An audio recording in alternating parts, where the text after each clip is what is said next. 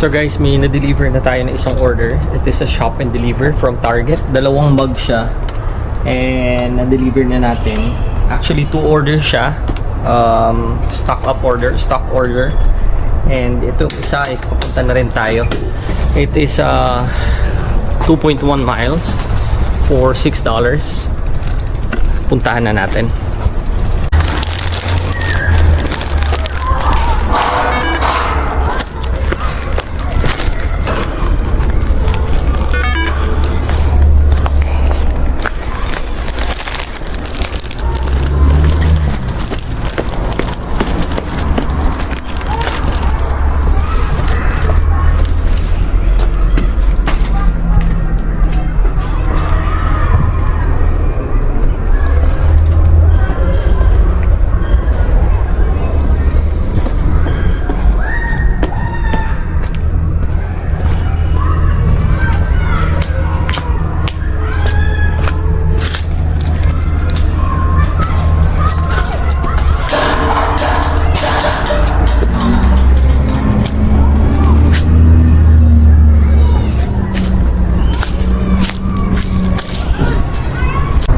Third order for today. It's from Uber Eats, Mendocino Farm, 0.4 miles for $4. Nakuha ko na at nandito na sa ating bag. Punta natin.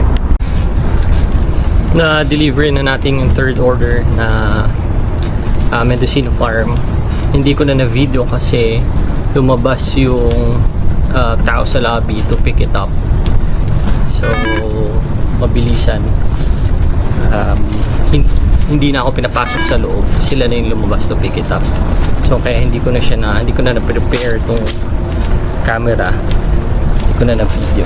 Anyway, wait pa tayo. At wala na nga tayo na-receive after yung third order natin, kaya minabuti ko na lang i-video itong pa-deliver natin. This is what they called Isinwheel U7. This is a cargo bike, so may cargo or may rack na siya na naka-install sa likod, and you can also install a rack in front. So yan lang yung mga nilagay ko. May mga delivery bag ako sa harap at likod. Yung sa harap is a pizza bag kung may order na pizza.